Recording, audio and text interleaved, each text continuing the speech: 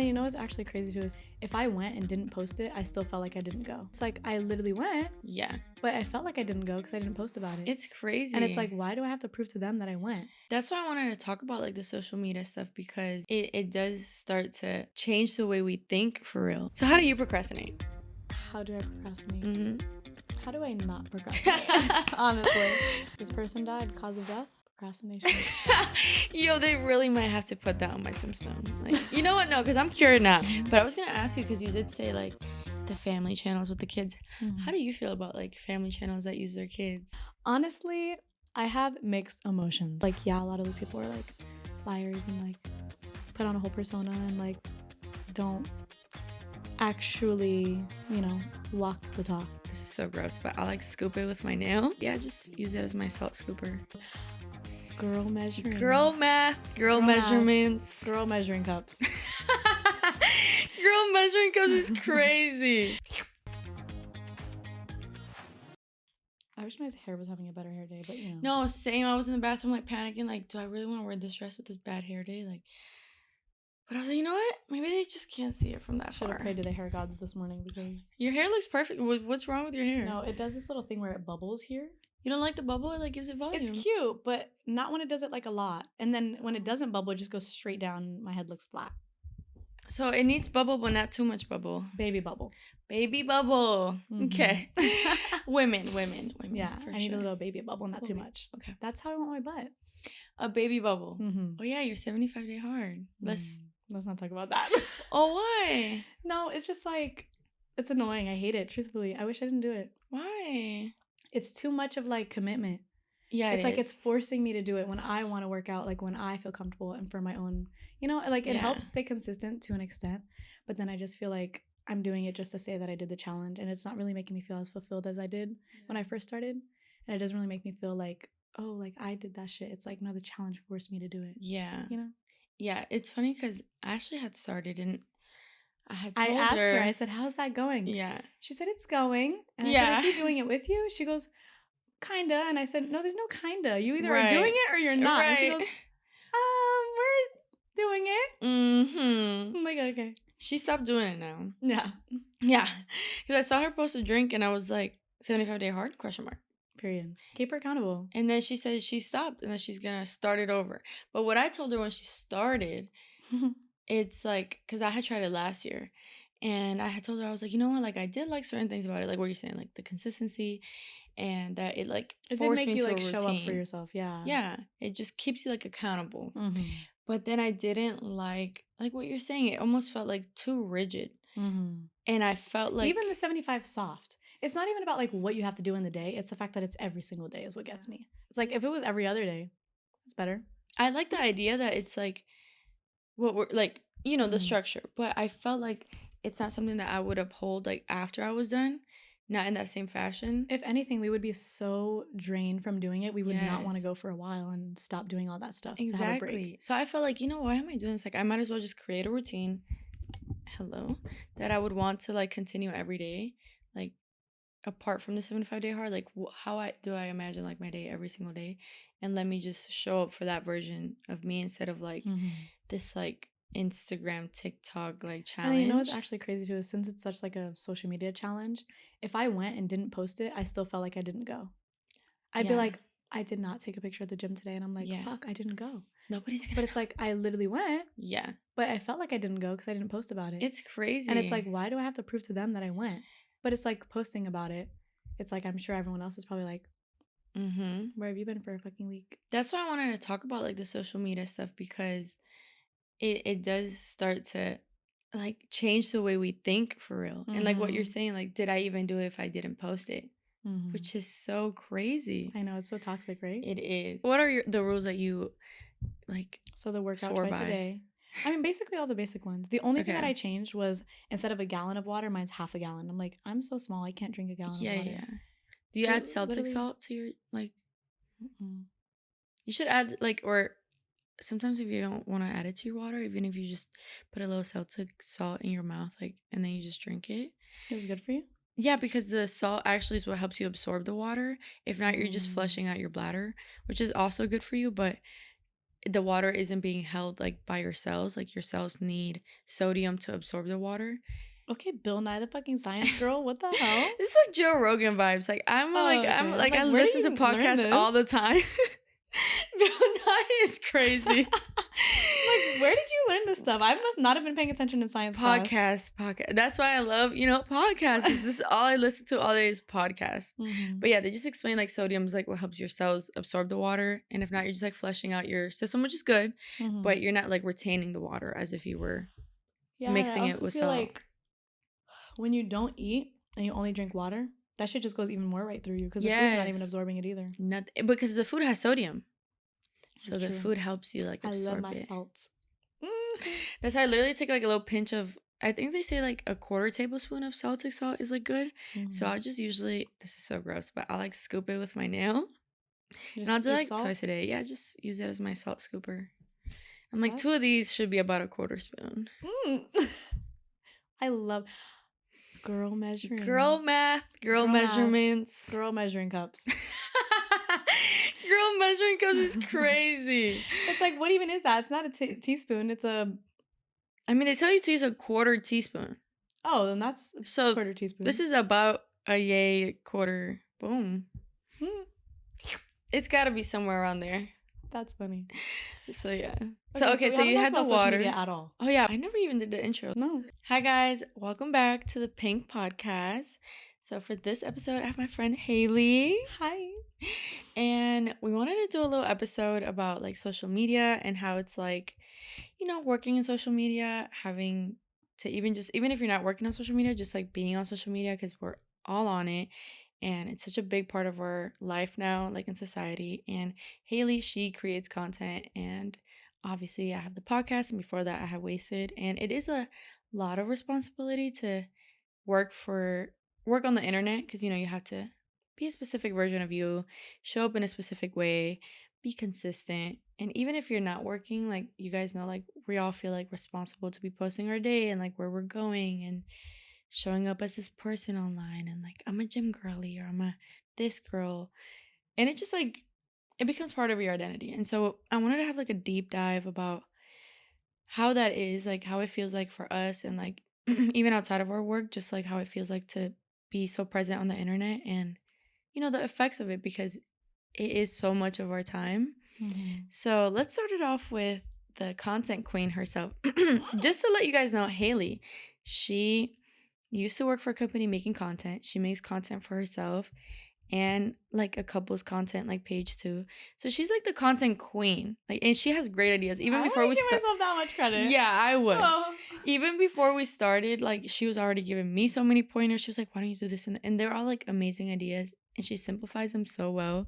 I feel like if one day I can afford to like have Haley be like my content creator, and I could be like, "Haley, I'll pay you however much you want." I'll hire Haley because she's a genius. Stop, that is so cute. Thank you. No, you really are. But take it over, Miss Content Creator Queen. What do you want me to say? How did you even start like your whole like content era? Like what made you want to be a content girly? Like recently, or like where did it start from? Like, let's jump from the start, because I'm intrigued. I've never like had like a friend that really creates like content, so I'm intrigued. What did it all start? Whenever I was younger, I loved photography, and every birthday or Christmas I'd ask for a camera. It's like little cheap little things. They were nothing crazy, but I love the camera. I would always be getting up close to like flowers and shit, taking like little pictures, and I would always be wanting to take pictures of people.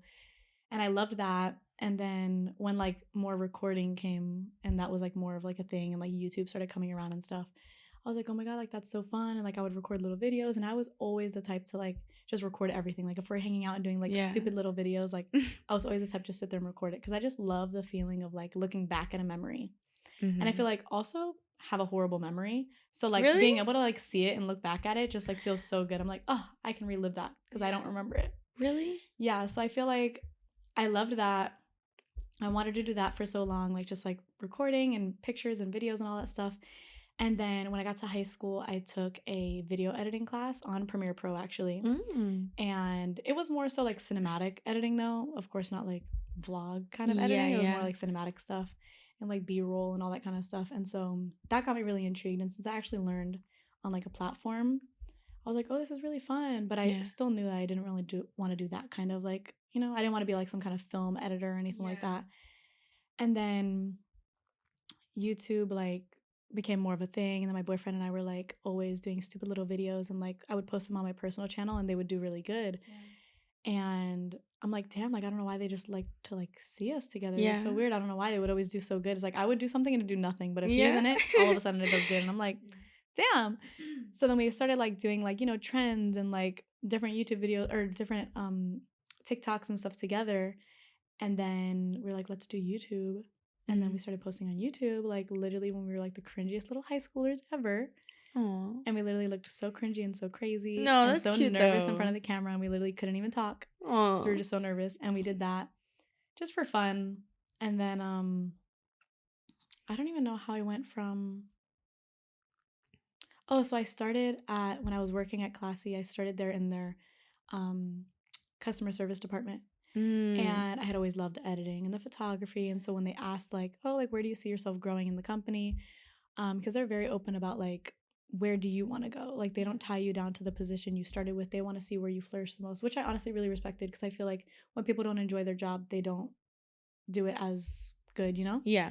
So when they asked me that question, I was like, honestly, something with social media. And they only had one person doing social media at that time.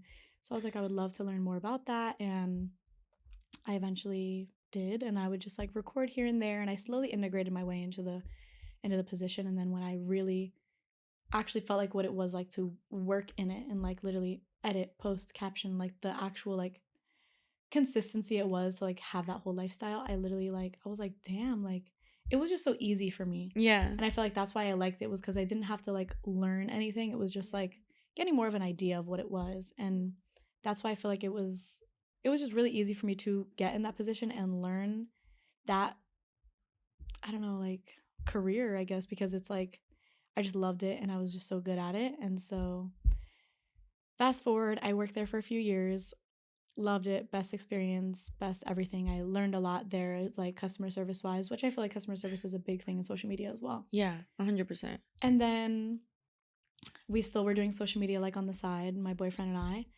And I was like, you know what? We were like doing pretty good. And I'm like, I'm kind of making like the same amount off of like personal that I am at work. So it's like, you know, why work a 9 to 5?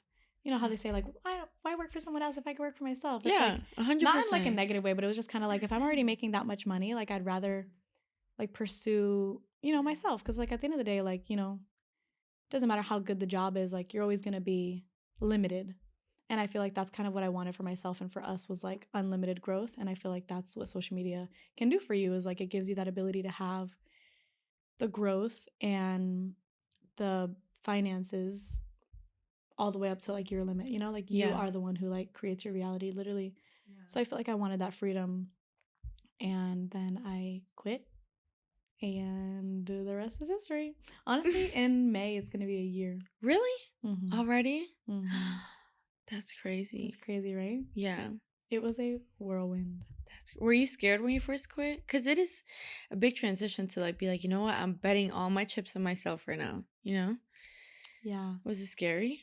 It was, honestly, it was backwards. It's like in the moment, I wasn't scared at all. I was so confident. I'm like, you know what? I can do this shit. Like, I got this. And also, I felt like at that point when I was ready to leave, I felt like I had kind of outgrown where I was, like in my job. So I felt like I needed the next thing, and that was the thing that excited me the most. Out of like everything, I could have went and done social media management on my own, or I could have done like, I don't know, anything. And I just feel like that is what excited me the most. And I loved being in front of the camera, but I love being behind the scenes as well. But I did love being in front of the camera, and so I felt like that was just what was good. So I was so excited, and I didn't have any nervousness. But then afterwards, and like reality kicked in, and I'm like, damn, I don't have a consistent paycheck. Yeah. I don't have someone to be like, clock in from here to here and make sure you get your shit done. Yeah. And reality started like clicking financially. I was like, shit, like I started low-key regretting it for a little bit, I can't lie. Oh my God. It was not even like regretting it, but like overthinking, like, did I do the right thing? Yeah. Because I wasn't as self-disciplined as I thought I was. Because I just got so addicted to the freedom. And so addicted to the feeling of, I work for myself now. I can do what I want when I want. And I mean, it's true, but there has to be a balance. Yeah. Absolutely. And then I like stress myself out trying to balance it all out. Like, okay, I need to do this, this, this, and this. And then I literally had a whole 360 basically. And I was like having to work constantly. Like, if I did not film or edit during the day, like anything, I don't even know how to explain it. It's like if I wasn't filming or editing every minute of the day, I felt like a failure. No. Mm-hmm. So it was like a whole 360. Like I was so relaxed. And then I'm like, I was going down a rabbit hole and I'm like, I need to literally work every hour of the day or life is a lie. And I'm like, and it sucks. So that's literally how it was. And now I feel like I'm trying to still find that balance. Yeah. Of like being able to be okay with the mundane life sometimes. Because that's literally like the reason I wanted it. But also like showing up for myself is like something that is, it's a balance and you got to work towards it. And it's definitely like when you are your own boss or whatever they say. I feel like that's such a cliche thing. It's like, I'm not my own boss. Like, I don't know. Yeah. It's like, I kind of am, but it's like at the end of the day, it's like, I don't know. It's like, what does being your own boss mean? I don't even like you're in charge of yourself? Yeah, I guess like you're responsible for making sure you show up and that you do what you have to do and like. But I feel like a boss is such like a negative connotation in today's world. It's like you hear like, oh, like they're your boss. You automatically are like, they're going to tell me what to do. Yeah. They're going to like. But I guess that's what you're doing. You're telling yourself what to do. Like, hey, Haley, tomorrow we're waking up and we're making this vlog and we're going here. Ooh. Probably 9 hours later. Ooh. Because I'm the queen of procrastination. You know, I identified as a procrastinator my entire life. And then something about like I wanted to, like I told you, I started the podcast, like this room was ready in August. Like I did it for my birthday. I shot the first episode before I even went on my birthday vacation. And I was trying to edit it before I left. I was trying to post it on my birthday as like a birthday present to me. Fast forward, I didn't drop it till January, like 17th. And I realized like I wasn't ready to commit to like the weekly like commitment that is having like a podcast or any type of like content that you're like, hey guys, like this is my social like contract. I'm gonna show up all these times, so much this content, like it's like almost like promising people something, which is different than like, for example, like Wasted Apparel. I could like make a collection if I wanted to or not. It was a little bit more free. This is something you like create like a structure to. And I knew back then that I wasn't ready to commit to the structure that I would want to show up with, which is what I do now, like weekly, all the time, no missed like Wednesdays. Girl, you're good. You're really good. You've been so consistent. Like literally, I was telling my friend yesterday how I was coming here. And I'm like, yeah, she just started it a month ago. And she was like, oh, really? She's like, are you the first episode? I'm like, girl, no, I'm like the 10th. And she was like, and she just started it? I'm like, yes.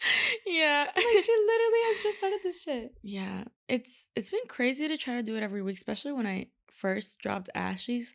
I didn't even have Premiere Pro. I was editing on my 2016 Air, what's it called? Like MacBook Air, which was so slow. You know, Premiere Pro doesn't run on any of those like things. It's like it doesn't run, it walks. And so it was so difficult. It literally doesn't even walk. It just doesn't work. It crawls. Yeah. It's very slow. She's struggling. It would take hours. And sometimes I would have like, it would be a lag on me clicking just to like erase something. Like I would click and have to literally just wait for the click to happen. I can't lie. Sometimes that still happens when I don't have storage or like the battery is dying and it does that. Oh, that stuff will trigger me. You need a what's it called? Like an external hard drive? I do. I just never transfer it over. What I do is I'll import all the files and I'll have like an actual file on the desktop and then I just keep accumulating all the files and I never transfer them over.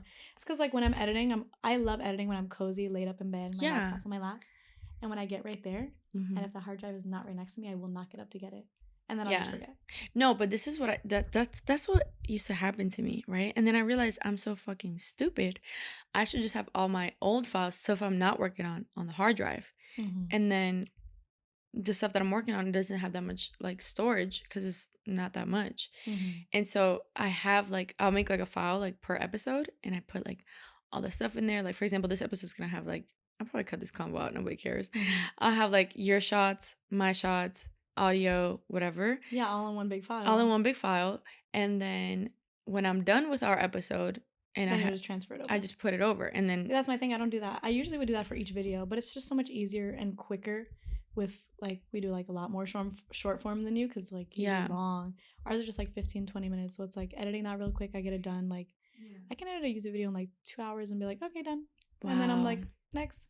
And then upload it and forget about it. Yeah. I Yeah. wish. 2 hours is crazy. Yeah, like just to even like listen to it, it takes obviously as long as like the first I time. can't lie. I've been on one other podcast before, and when Really? she sent me the, whatever it's called, like when she sent it to me before she posted it, I was like, I don't want to listen to this, and I was like, it's literally myself, but I don't want to sit here and listen to this 2 hour thing. It is a little weird to listen to yourself back. And now I'm a little bit more used to it, but at first I hated the first like 3 episodes. I was like, why do I fucking sound like that? Like, especially when you're getting used to it, you're just like, you see yourself being a little like different than who you really are, because you know, you feel like you're being recorded, like people are watching you. Like you see all these lights and it's like, oh, and so you start acting different, like you know, like a camera version of you. And then eventually now I feel like more like I'm just talking. So let's talk about that. What you just said, the camera version of you. What is the camera version of you? How do you think that like alters like who you are? That's a great question. I like that question. The camera version of me, I would say I like to. I've watched back enough footage of myself. It's changed throughout the years. Obviously, I started Wasted when I was 19, and the camera version of me then was just like being photogenic or trying to be like, I didn't being a hot girl, and I didn't really know how to do that too much before that. Like I wasn't doing photo shoots or anything, but I liked it, and like I said, that's why I started it. You know, the first thing I ever saw of you was your butterfly shoot. Really? That wasn't even it was a pool party. It wasn't even a shoot. Well, whatever pictures you took that day. Yeah, with the butterflies. Ashley was telling me that she was like going to her friend's like swimsuit thing, and I was like, oh my god, yay! And then like she came back and showed me the pictures, and I was like, no way! And she was showing me all the pictures and videos from that day, and I'm like, that is so cute, so fun. God. That was like 2019. I think I followed you after that, and then I just kept seeing your stuff after. Really? I remember, bro. I was obsessed with your little like the dresses that look like this, but the ones that I was so obsessed with those. Those just were so cute. Yes, everybody loved and that little stuff. Picture that you did in little Ferris wheel. I don't know why I was like jaw dropped from those pictures. Aww. Like when I first saw those, I was like, this girl's good. Oh, thank you. I mean, now when I look back at it, I'm like, ew, but at the time I felt like that's what I'm like, at the time, this is revolutionary. Like I'm different. Like now I look back, I'm like, that's such a weird shoot, but I was so excited too at the time. I was like, these bitches ain't on this type of stuff. Right, you're like, I'm ahead of the fucking game. Old Town photo shoot. Like, what do they know about this? Nobody knows about Old Town. I know. And then we had like the weird glasses, you remember, with the lights? Yeah, they were. I can't believe you knew like that you knew me from back then. That's such a long time ago. Yeah. But yeah, 29, I was just focused on taking pictures. And so the camera version of me was just like learning how to pose, like learning my angles. And then I kind of created like an angle system. Like every time I take a shoot now, like I just go to the same 10 poses and call it a day. Like, hey, that's better than me. I feel like I have one. No, you don't. Like, I look good from one angle. Haley, relax. You don't even have a bad side. Remember we were at the pool and I was asking you, do you have a bad side? And she's like, no, I don't think so. It's not that I don't have like a bad side. It's just I feel like either way, no matter what side I'm on, I will have a different pose for each side. So I'm like, I'm good. If I don't like this, I'll just change my pose. And I'll photogenic. No. Honestly, I feel like I'm more photogenic on this side of my face. Really? Truthfully, yeah. Because I feel like... Honestly, I don't know. Because I feel like when I'm like holding my phone, I'm more like that. Like that. Yeah, I'm like a left. You know, actually, when I started this podcast, I wanted it on the other side. I wanted it on that side, and I wanted to have that corner myself. Like, I wanted the curtains. That's cute. But then I realized that was my bad side if I wanted the curtains, and I was like... You could have put curtains on that wall. But then I feel like it looks weird when you're in here and you're not shooting. But I guess who knows, you know what I'm saying? I could just still do it. I have extra curtains. Yeah. It'll be I'm adding a window here, guys. Oh, yeah. When you see the window, it's like, don't worry about it. It is what She'll it is. tag her architecture down below. I hope my apartment complex doesn't see this. I'm like, she's doing think what? They watch you? You think they know who you are? 100%. Oh, okay. Yeah. Good. They should. No, they don't. They do. They don't care. You're manifesting that everybody knows. Facts. But I never even finished answering. We just like, we're chitter chatters, you and I. The question that you had asked me was like the camera version. And now I have like try to slow down my talking and like, I guess like present myself more like structured. More structured, and also like more welcoming. Try not to be like so harsh with like the first episode I shot with Ashley, I was so like opinionated. Like it's not even like the opinion, it's just like the way I was communicating it. Like just strong personality. Yeah, too strong. But I feel like you gotta still show that, because I feel like so many people like it, you know. I like it too, but I just feel like that one was too much. Like Too I felt like much, I was yeah, getting yeah, yeah. emotional, like mad while Like talking. heated, Yeah, like yeah. how can they do that? I was like, girl, Like calm relax. down. Like I could still have the same opinion and like make jokes Mhm. and like be like, ew, I hate when people like have my personality, just Honestly, not. that's good that you have accountability to like notice what you were doing and like Yeah, be like, oh, I need to like take it down a notch, you I'll know? take Because I feel notes like on the sometimes there's people who episodes. are like cocky and like think there's nothing wrong with Oh them. So that's no, good. You have accountability. I literally like watch the episodes and take notes on myself. Like Like, this don't word, say this ever again. yeah, like don't say that. Like the first episode I was saying with Ashley, like a lot. I forgot what was it. I said this. It was like blah blah blah blase blah, this and that. Like I would say stuff like that instead of like just waiting and collecting my thoughts. Filler words. Filler words. And I'm like, why were you saying blase blah? Like, I feel like I've never said that before in my like, life. Where'd come that come on, from? you're so embarrassing. And so yeah, I'll watch episodes and I'll like take notes on myself where like instead of using this word, you should say that word. And it like sticks more in my brain when I write it down. So I'll like literally watch it on TV once it's out and I'll just like That's really good. take Do you notes. like actually put it on the full screen and watch it when it's out? Oh yeah, That's really good. Sometimes I that don't too. finish it because it's like I've already watched. By the time it comes out, I've already probably watched It's it really 4 just times. to see like the quality of it. How does it look Yeah. when it's blown up? Yeah. Like how is someone gonna view it themselves? And it also depends on the conversation. Like if I'm already like if I'm super entertained by it, I would want to watch it back and remove myself, like remove the idea that I've already seen it 100 times while editing and just like let me enjoy it as a viewer and see how I can experience it from scratch, even though obviously it's not fully from scratch. But sometimes I'm already over the conversation. Like I don't like how I performed on the podcast or what I said. And I'm like, I'm not gonna watch this one more time. But how do you present yourself? Like, what's like the camera version of Haley? I don't know, honestly. I feel like the camera version of me, I feel like there's certain things like you said, like you notice and you're like, oh, let me not say that and let me not do that. I feel like the camera version of me is more so like putting on like a just more positive side of myself, because I feel like when I'm just like talking and just like normal, I can be like little sassy and like you know, I'm like I want to like present myself in more of like a positive way, more like smiley and more like, you know. That's funny though, because I do like more sassy and even when you put like your sad, not sad, but like when you're like down vibes and you're like had a rough day, like couldn't get out of bed, like it feels like I know you, like that feels like me, like it resonates more. It's like, you know, when I hate the word influencer, but it's like content creator, like everyone out there who creates content. It's like if you're having a bad day, you don't want to like, I mean, sometimes you want to like relate, but sometimes like I just want to see something positive. I just want to see someone who's like having a good day. Yeah. And I feel like sometimes watching my content back, I'm like, you're so dramatic. Like you did not have to get so mad because of this. You didn't have to literally throw a tantrum because you were hungry. Like, so I feel like my camera version of myself is more just like taking a second and like literally being like, would I enjoy what I'm saying right now? So it's like right now, I feel like my camera version is like just being more accountable and like just paying attention to what I'm saying before I actually like say it. Because I feel like like you said, you watch it back and you're like, so right now I just want to be smiley, happy, positive, and just like girl, happy vibes. Yeah. Because I feel like that's how I want to be anyways. So it's like I fake it till you make it, you know? Like sometimes like you're stressed and stuff and you're like, damn, I'm stressed. And it's like I need to stop complaining. I need to stop like being negative. I need to be more positive. So I feel like my camera version of myself is like me manifesting how I want myself to actually like be. That's sweet. I like that. I don't know. I feel like that's kind of how it is. That's sweet.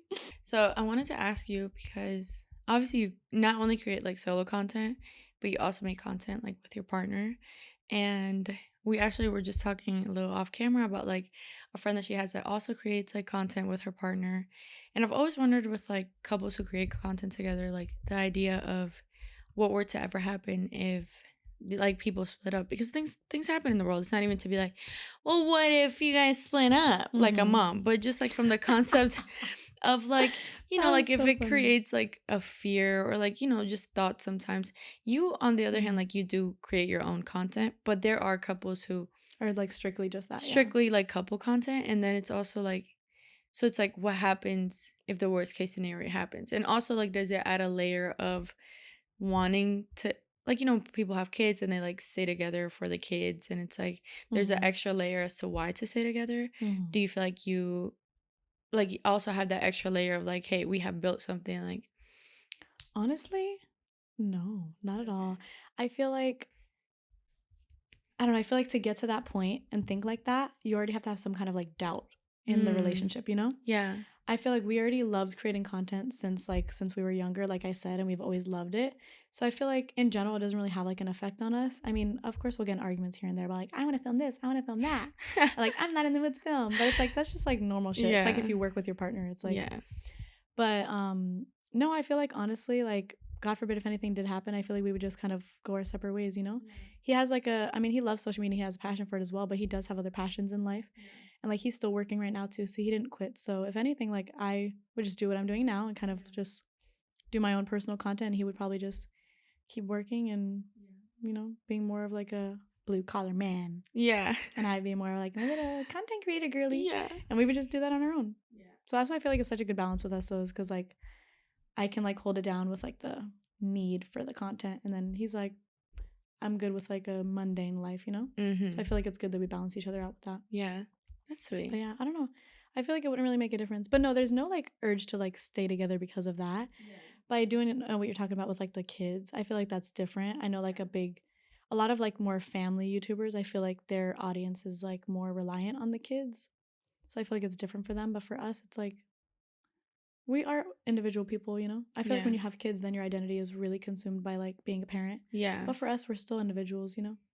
And yeah, of course, our identity is like as a couple, but yeah, but like you said, you also create. There's like a difference. That's why yeah. I wanted to point that out, because there are couples who literally are strictly do that, yeah. only that, and then it's like I feel like if you do social media, whether you're doing like as a family channel or even like as a couple or anything, or even with like I don't know a friend, I feel like you're always gonna have some kind of like solo identity, whether you even show it or not. Yeah. So I feel like if anything, it's either just gonna make you flourish and show like your personal, identity, or it's just gonna make you realize that like that's not the field for you, you know? Yeah. So I feel like that's either what it is. It's either like who knows? Maybe I mean I don't know how long social media lasts, you know. So it's like maybe years and years from now. Like we're not gonna do that grandma shit, because we know social media is gonna stay around for sure. Like I mean, it's gonna stay around, but is it gonna stay around as a career, like to make money off of it? How like would remember it not? when Instagram all of a sudden Reels you don't get paid for no more? No, I was getting banked from Reels, and all of a sudden one day that whole source of income was literally gone. Woke up and it was gone. What? Yeah. They changed it? Yeah, you could get paid from Reels from a lot. And not anymore. Girl, we were getting like at least 2 to 3K just from Reels. And that shit was gone like the snap of a finger. No. And that was scary because that happened right after I quit my job. Oh, that's super scary. Mm-hmm. That's horrible. Either right after I quit or like right when I put like my 2 weeks in. I remember thinking like, now I gotta really grind the fuck out, because that was a whole source of income taken, and that was the biggest source. Wow. Because like TikTok doesn't pay crazy. Yeah, TikTok doesn't pay anything. So it was like that was literally it. So now right after that it was like strictly brand deals. Yeah. I had to just like grind. So that's why I say like social media doesn't last forever, because it's like I hope it does and I want it to, and it might as like more of consuming, but the actual career part of it, I think that's why so many influencers now and content creators are so focused on creating like generational wealth with that, and like starting businesses to then hand down to their families, and real estate and all that stuff, because they know that like the money that's coming in now is not going to always be the same. Just like how 2016 you could make double what people are making now because the platforms just paid a lot more because there wasn't as many creators. Same thing, it might just get less and less and less in the future. That's true. So, but I was gonna ask you, because you did say like the family channels with the kids. Mm-hmm. How do you feel about like family channels that use their kids? Let's get into the nitty gritty. The nitty gritty. Honestly, I have mixed emotions. Okay. I don't know. It's like I know that there's money where that comes from, clearly. They're all doing it. It's really good. I personally love watching like the families that really do like give authentic, you know, because it's like for me, I came from a very unconventional family. So it's like I love to watch like a perfect mom and dad treat their kids so perfect and spoil them. It's like it just like heals my inner child a little bit. Yeah. Not to say I'm over here like watching all these family channels all the time, but when I do see them, I'm like, that makes me happy that like there are good people out there, good families and good parents that are like, you know, doing good. But it's very easy to see through the lens and look right through this persona that they're putting on, and you could tell that it's for the camera. Yeah. So I feel like when you see that kind of side of it, then I'm just kind of like, ew, like stop. Because it's like there's one thing of being a bad parent, but then like pretending to be a good parent's like even worse. I feel like it's even more traumatizing for the child, you know? Yeah. So I don't know. It's like I like the family channels to the extent that it's like I like that you're sharing like, you know, a good image, and you're sharing what good parents look like, and you're sharing like what, you know, that whole thing. It's like, yeah, be a positive influence and show kids what they should be, what kind of like, I don't know, what kind of life they should be living, you know? Like what a healthy environment looks like. Yeah, exactly. And so that's why I feel like there's a lot of families out there where like you watch them and you're like, oh my God, like my little sister, for example, she's 7, and there's like this one, it's not even like a family channel, but it's like a little girl, but her whole family's in the channel and she's obsessed with them. And she's like, oh my God, like the dad does this and he plays with them and he dresses up and like he like buys them this and surprises them. And it's like, that gives her hope. Like when her dad's at work all day and she's like, oh, I miss him. Like she watches that and it like heals her. She's like, oh, there's like a dad being nice and giving gifts, you know? Aww. So I don't know. I just feel like it's like, and like a deep, deep level, like it can heal people in a way. Yeah. But like if you're literally, you know, not thinking that deep like me and you're literally just being surface level, like, yeah, a lot of those people are like liars and like put on a whole persona and like don't actually, you know, walk the talk. Yeah. How they act. I'm not gonna lie, but there's money where it comes from. I have like a very strong opinion on family challenge. Well, but it's also a little bit biased, like not biased, hypocritical, because I do enjoy watching it. So I'm a hypocrite. I enjoy watching it. I'm a proud hypocrite, honestly. Yeah. Because it's like what you're saying. I enjoy it. It's like entertaining and it feels sweet and like wholesome. And it's like, who doesn't want to watch a family? How sweeter can a content get? You know what I'm saying? Exactly. It's like it just feels good watching it. It does. But then at the same time, when I think about it, and then there's different levels. Like I can't just categorize like family content creators into like one big old pool. There's like people who, for example, do you watch Matt and Abby? Yeah. Okay. See, I've seen so much more on them recently too. And I always thought they were so cute, but I've been hearing now recently they're like not it. Really? Yeah. Supposedly like they're saying that their whole marriage is basically like a lie. And like they're saying that like now they're all of a sudden like they don't not in love anymore and they're pretending to be. But it's like they looked so cute, but I guess like it's because the podcast. Now that they've had a podcast, they're like being more like just regular. But I watched their podcast and I've never gotten that vibe. I don't know. Anytime like people are like, you know those videos and they're like, oh my God, you know those family channels that are just so fake and you could tell that it's all for the camera? People will tag them in the videos. I'm like, damn. I don't know. They were so cute and I thought she was so sweet. I think people are just like internet haters. Like, but I feel like there's still like a couple channel. Like they're not really family based that much. That's what I was going to say. I love the way that they do family channel because they are a couple. At first, they were just like a couple making content, and then they became parents, and now they're like 2 adults who are parents. But it doesn't let them like. It doesn't make them change. Yeah. Yeah, like they show themselves as parents, but they don't show their kids' faces. They'll show like a day with like our kids, and it's like they'll show like the back of their kids' heads or like the fact that their kids are there, but they're never like showing their kids or making their kids perform on camera for like the content. That's what I don't like about it is when you can tell that a kid's performing. Yeah. I'm like, that's fucked up, especially when the kid is like not even old enough to be in school. I'm like, yeah, that poor kid. He just wants to like, he be just a wants kid. to chill. And so I like, love this little girl just wants to get nail polish all over your couch. Let her be a draw badass. on the walls. Literally, like he wants to stomp in mud. So I like watching that, like where it's like, it's more them vlogging themselves as people, and now they just so happen to be parents, and so now their content, like their journey, yeah, their content now is around their parenthood, but not including like it's not based around their children, so based on the fact that they're parents, and then there's kids in the back. You know, Shane Dawson. Yes. So you know how they just had like 2 kids? They have twins now. Yeah. I feel like that's kind of like how their structure was of that now. It's like they literally talk about their kids and they talk about parenthood, but they don't show the kids. Right.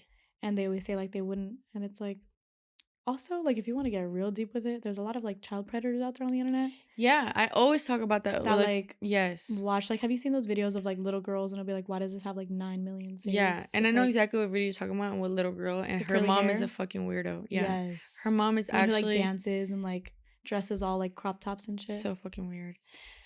But apart from the child, even if you want to like give the parent the benefit of the doubt that they're not thinking that far, they're like, you know what, like that's inevitable. Like if we're not putting our kids like in a sexual way and like somebody's still sexualizing them, it's like, you know, like whatever. Like, okay. But then there's like, or like, do you watch Lauren? I forget her last name. Oh, Lauren Giraldo? Yes! I love her. She's like my Lauren, favorite. we love you. We love you. She's literally my so favorite. Cute. Bro, have you seen her Miami house? Yes. I watch so those are my favorite. Like, that's my favorite content. She's such my vibe. I found her a couple months ago and I didn't know that. Like, how didn't I? She's the one who did 12-3-30. Yes.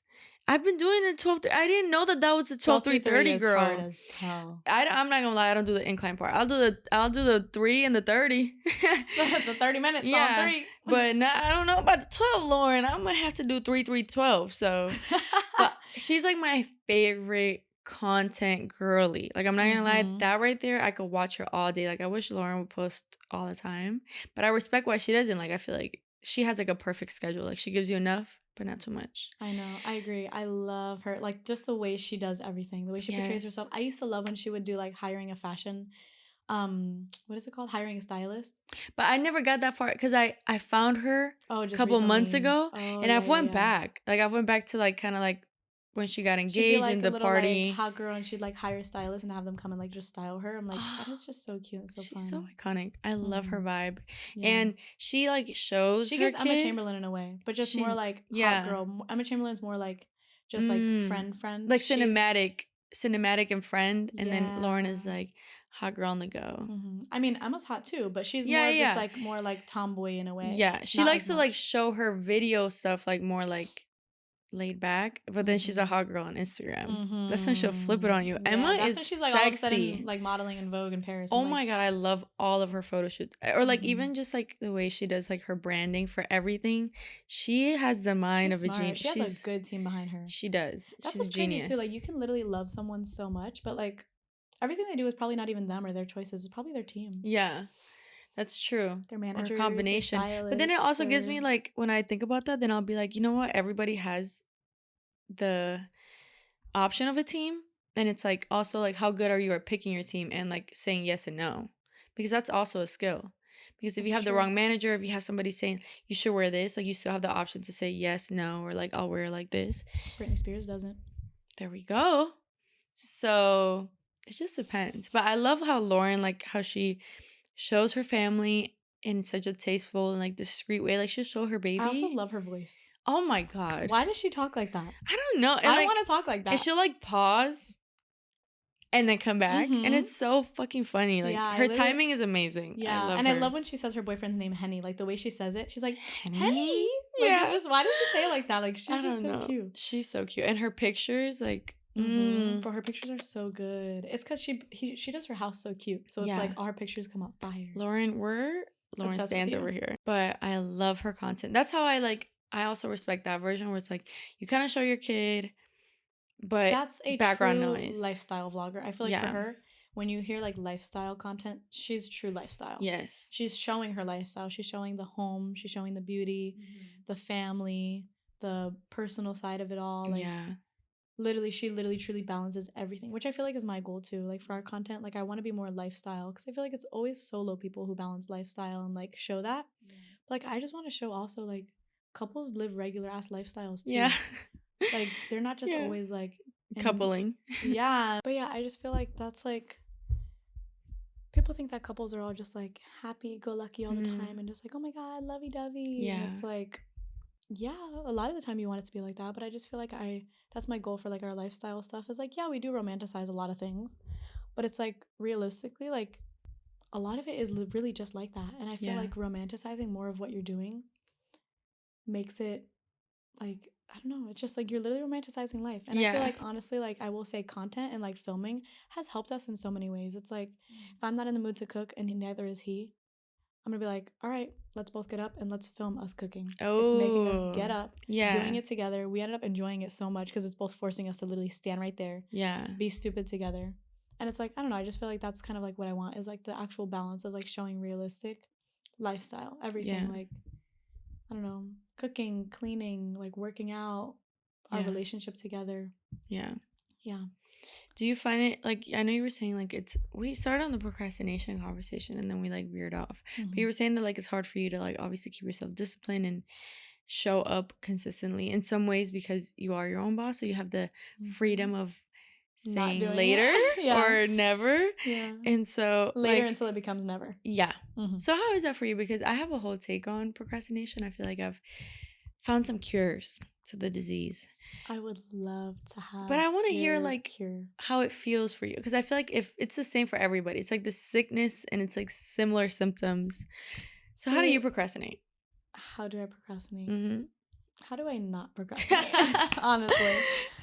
How do I procrastinate? I don't know. I'll know that I have to do something. Yeah. But then I guess the whole freedom of like having all the time in the world makes me literally think I have more time than what I have. And so I'm like, oh, I am hungry, but I'm going to procrastinate to cook because I can wait a little longer. I'll procrastinate and wait until I'm starving. And then I literally force myself. I feel like the only way that I stop procrastinating is by forcing myself. It's like, I don't know my limits. It's like, okay, if I have to do laundry before my boyfriend gets home from work, I know I have to do it, and I'll tell myself I'm going to do it at like 9 a.m. Yeah. And then it's like, it's 4:30, he'll be home in 30 minutes. I should probably put that shit in the washer. Yeah, just so you come somewhere like, I did laundry, babe. Yeah. I was doing stuff while you were gone. Like, is this still going? Yes. It needed a double, you stink lately, and like, I needed to wash it twice. Yeah, the dryer didn't dry today. I don't know. It's just like I literally just procrastinate until I literally force myself to not. And I've tried like little hacks that I've seen. It's like, give yourself a time limit. By this time, I'm going to do this. Yeah. I've tried. Yeah. It's so easy to just snooze an alarm. So I've tried that trick. I've tried the time blocking. I seen your little like agenda thing that you printed. Honestly, that does help. Yeah. But to actually get myself up and actually time block that. I tried the time blocking. I tried I tried a lot of tricks. And this is what I feel like after such a long journey of curing my procrastination. This is what I feel like helped. It's a disease. Yeah. It's a disease. It's a disease, and I'm sorry if you deal with it. Some of us are dying from it. Yeah, some of us are definitely dying from it. Yeah. No, you could literally die from probably procrastination, like procrastinating like your health. To like eat. Yeah. Yeah. Or to overeat, like going to the gym or being active. Like you could procrastinate like getting healthy and eat your way into a problem, or not eat your way into another problem. Both extremes. This person died, cause of death, procrastination. Yo, they really might have to put that on my tombstone. Like, you know what? No, because I'm cured now. Or yeah, I would say I'm actually cured. I've cured myself. Wow.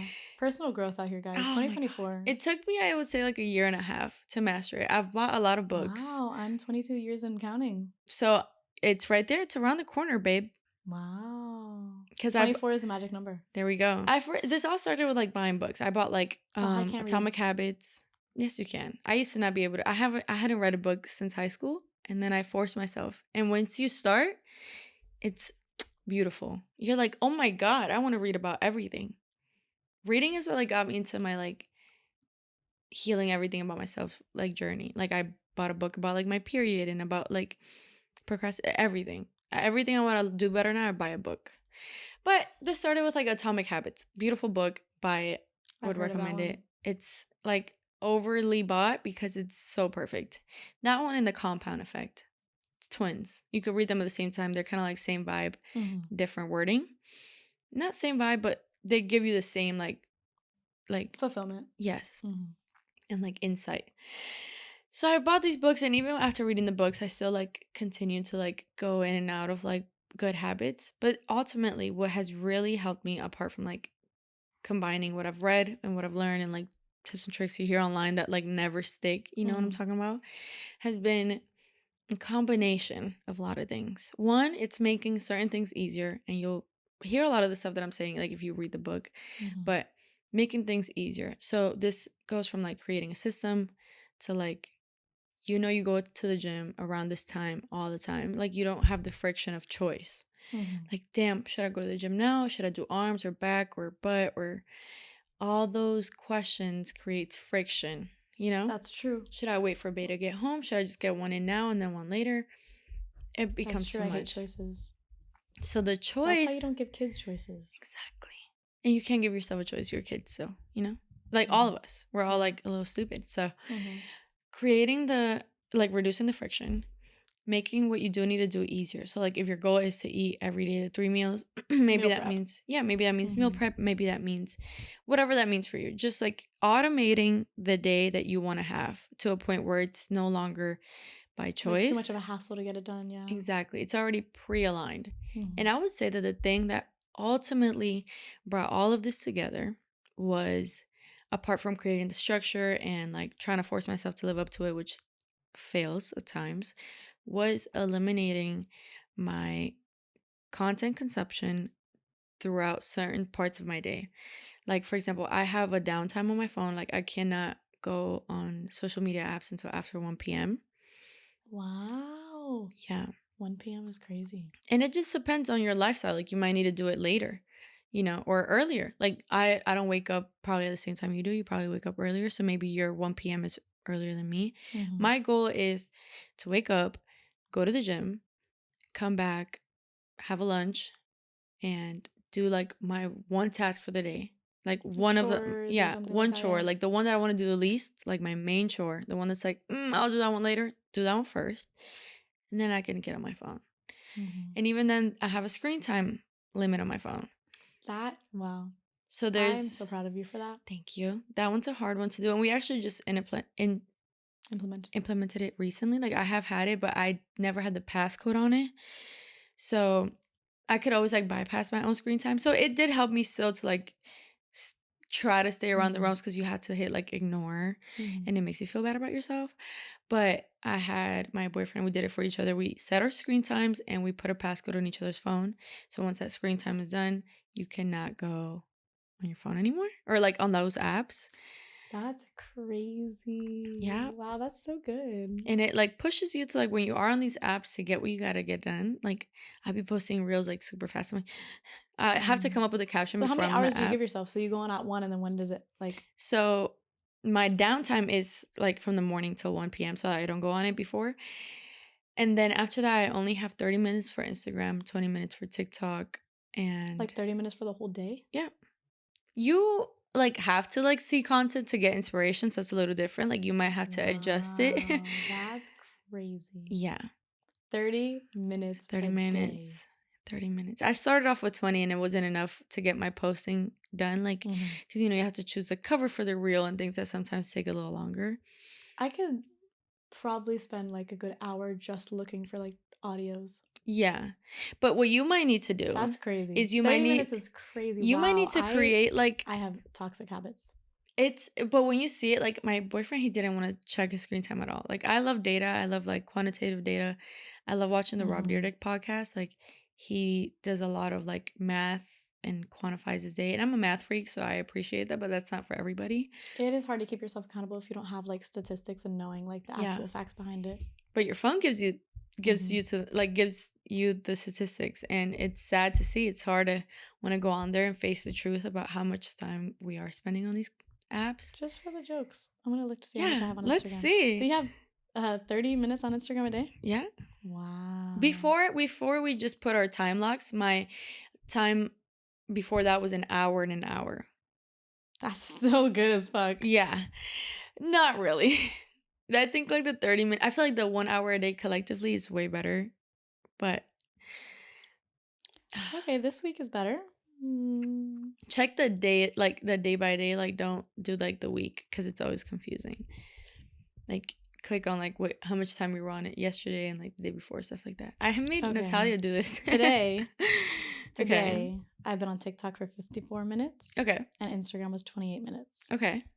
Those are my top two. All right. So can I look at previous days? Yeah. Wow. Yesterday, Mm. Instagram was 2 hours and 17 minutes. Okay. And then when was okay. Day before that. Oh, okay. Day before that, TikTok was 4 hours. Oh, calm. And Instagram was 2 hours and 20 minutes. Okay, 6 hour shift. Yeah. But my like that's really how it is though. Like that's how it was for my boyfriend, especially people like who can work from home, but even people who don't. Literally, and that's one thing too, is me editing. I spent 3 hours and 16 minutes on CapCut. That's cool though. Like you're working. Like that's just like Yeah. work, That doesn't even count. Every single day, Instagram is always the number one. Really? Instagram girly. I'm more like a TikTok. If I had the option, I spend more time on See, TikTok. I was just talking about this yesterday with my friend. I feel like I consume more on TikTok. I can watch TikToks all day long. Yes. TikToks can like, you know? They don't stop. But the thing with Instagram is I watch reels to find trends, to find audios, to find videos that I want to like replicate or get inspired by. Yeah. That is what I do. And then I get so like deep down in there where I'll save like 50 videos. Yeah. I'll have like 12 different audios saved. And then I end up going to stories and then I'm like, what can I post today? And then I just spend so much time just sitting there trying to think, what can I do to be productive? Yeah. So I feel like I consume more on TikTok, but I work more on Instagram. TikTok, Okay. I just be like post. Yeah. So I don't really like, it's not crazy to like work on there, but Instagram, Yeah. it's like cover photo, it's like caption, hashtags, reposting it to the stories, answering comments, reading DMs. Then interacting with other people because you have to show up as like a... Liking reposts. Yes. Like it's way more. And then not only doing that for myself, but also for a couple.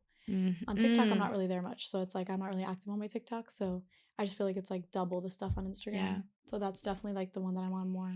So this is what I would recommend for this scenario. Because like what you say you do. Give me advice. What I would do is I would choose a day, right, to do certain things. For example, let's say Monday is you're finding audios and like content strategizing. I can't.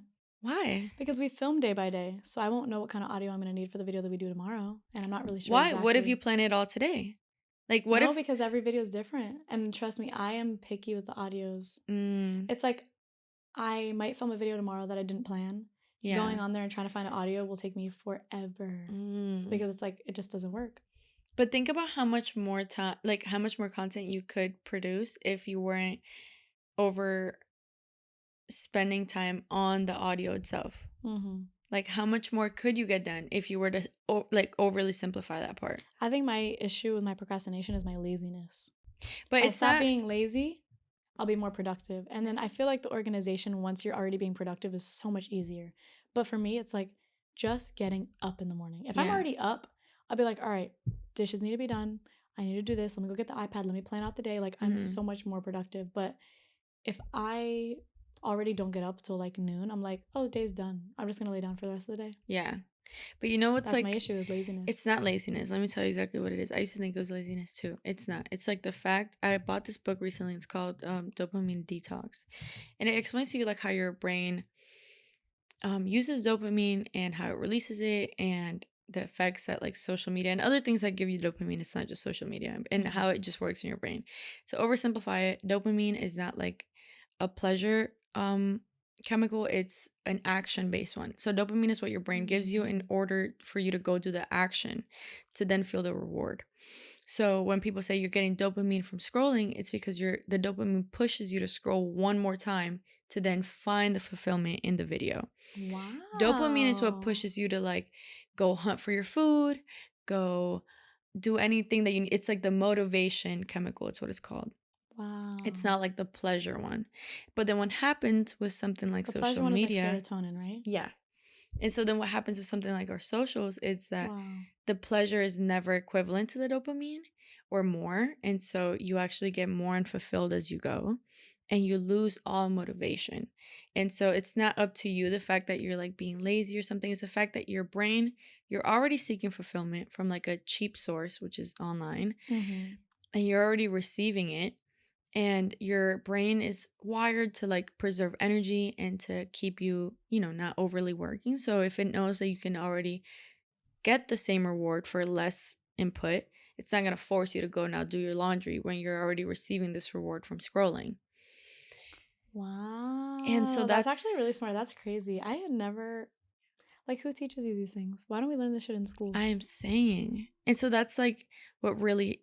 That's why I have a downtime on my phone, because when I start my day with like getting rewards from social media, whether it's notifications, like I can't see any notifications until even after 1 p.m. And so when I'm seeing so these you keep things, your phone on Do Not Disturb?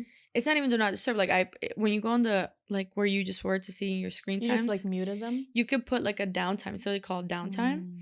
And you could schedule it. Like it could be different each day. The closest I've ever gotten to that was like putting a downtime, but it's like sleep time. Like at 11 o'clock, my phone will be like, it's time to go to bed. It'll do a little lullaby. Do, do, do, do, do. And that's how I know, I'm like, damn, I gotta get off my phone now. And that's like the most, because I already sometimes can be knocked out by 9 p.m. So if I'm up by Yeah. 11, like it means that I need to get off my phone, put it away. It automatically goes on do not disturb at 11. And then it like turns back on at like 7 or something. Yeah, that's smart. Exactly. So it's kind of like that, but for like the morning, like, so my apps, those apps like won't work. Is it one? It's already one. But like if it wasn't, the apps are like dark, like it won't let me like click on them. Wow. And there's like a little timer on them and stuff. And so after, like, when I wake up, I have no option but to seek these like pleasure rewards from other things. From doing my laundry, from like getting what I have to get realistically, done. if you think about it, if my phone's dead, I'm like, what do I do? Yes. I have to do something to feel pleasure. And so now you're going to start doing the hard tasks. So that's why I like reduce that. But I do get so much satisfaction from filming doing tasks. Yeah. That in that moment, I'll get so like, oh, I need to post this. I need to post it. Yeah. You know?